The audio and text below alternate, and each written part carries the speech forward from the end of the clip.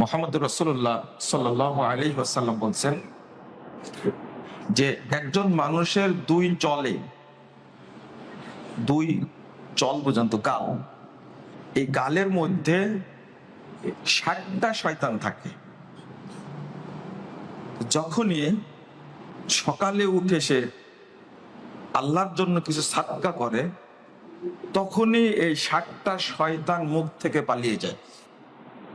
আশ্চর্য ব্যাপার হলো যে এই শয়তান তাড়ানোর জন্য কোনো ইবাদত নাই, শুধু একটা ইবাদত, এই সাদাকা করা, ইনফাক।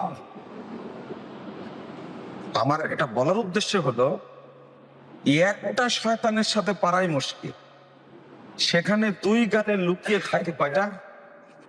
60টা, 60। তাহলে একজন মানুষ মুখ দিয়ে কেন মিথ্যা কথা বলবে না? একজন মানুষ কেন বিপথে যাবে না? একটা শয়তান থাকলে যথেষ্ট। যেমন আপনি যদি মশারির মধ্যে ঘুমান, তাহলে 10টা মশা লাগে না, একটা থাকলে আপনার ঘুম হবে না। এটা স্বাভাবিক একটা বিষয়। সেখানে শয়তান থাকে এক মানুষের গালে 60টা, আর শিরা উপশিরা যে কয়টা থাকে এটা তো আল্লাহ রাসূল বলেননি, এটা জানা যায় না। তো দিবস বাদ দেন, আপনি আপনার এই জাহেলিয়াত বাদ দেন। ওই কক্সবাজারে যাচ্ছেন আপনি পরিবার সহ নোংরামি করার জন্য, এগুলো বাদ দেন। বিবাহ বাদ দেন। এই যে বিবাহের যে অনুষ্ঠান, এখন নোংরামি, আস্তাগফিরুল্লাহ, এইগুলো যদি বাদই রাখেন, শুধু নিজেরটা চিন্তা যদি করি যে এতগুলো শয়তান থাকে, তাহলে আমাকে আপনাকে শয়তান থেকে বাঁচার জন্য কোন পথ অবলম্বন করা উচিত? মুহাম্মদ রাসূলুল্লাহ সাল্লাল্লাহু আলাইহি ওয়াসাল্লাম বলছেন,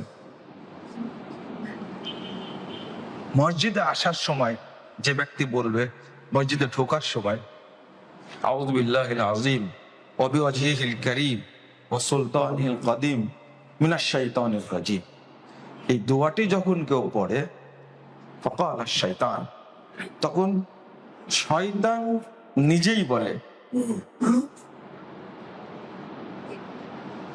হুফিজা মিন্নি সাইরুল ইয়াউম, শয়তান নিজেই বলে এই দোয়া পড়া মাত্রই এই 24 ঘন্টার জন্য সে নিরাপত্তা পেয়ে গেল, আমি তাকে আর ধোঁকা দিতে পারবো না।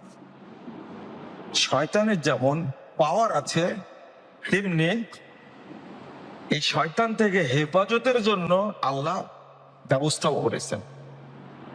আপনারা এই দোয়াটা শুধু মসজিদে আসার সময় না, এটা আমভাবে যে কোনো সময় বলতে পারেন।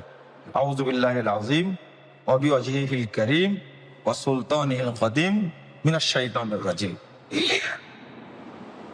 শয়তান মানুষকে যে ধোঁকা দেয়, রাসূলুল্লাহ সাল্লাল্লাহু আলাইহি ওয়াসাল্লাম এবং সাহাবায়ে কেরাম যে দোয়াটা বলতেন, ওয়াজাযিম মিনাশ শাইতান, আপনি একটা দিনে ভুলিয়ে দিয়েছে, ভুলে গিয়ে দিয়েছে, মা আনসানি ইল্লা শাইতান। আল্লাহ কুরআনের মধ্যে বলে দিয়েছেন শয়তানই ভুলিয়ে দিয়েছে। সালাতের ওয়াক্ত হয়ে গেছে, বুঝবেন এর শয়তান ভুলে দিয়েছে।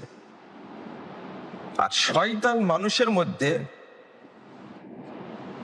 1 নম্বর কাজ যেটা করে, সেটা অন্তরে মুনাফিকি সৃষ্টি করে। আর একটা গুণ থাকলে আর আপনার কোনো গুণ লাগবে না। মানে মুনাফিকি গুণটা যদি আমার আপনার অন্তরের মধ্যে থাকে, একটা গুণ যদি থাকে, তাহলে আর কোনো গুণ না থাকলেও চলবে। মুনাফিক গুণটা এত খারাপ গুণ, এর দ্বারা সব কাজ সম্ভব, আর এইটাই ওর অন্তরে বাসা বাঁধে।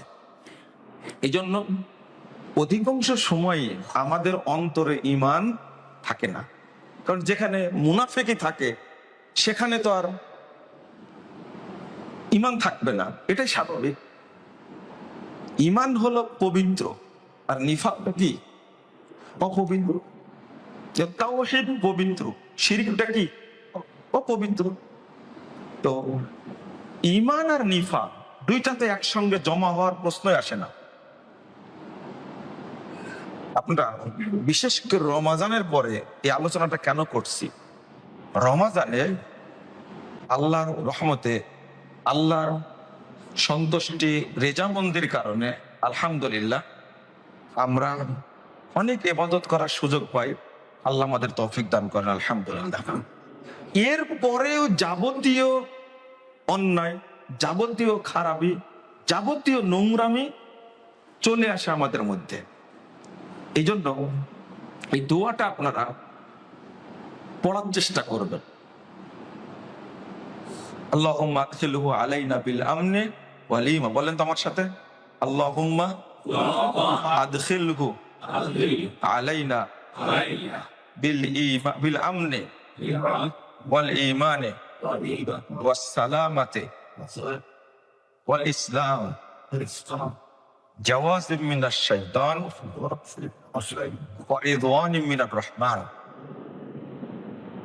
আল্লাহ হেফাজত করবেন ইনশাআল্লাহ, ইনশাআল্লাহ।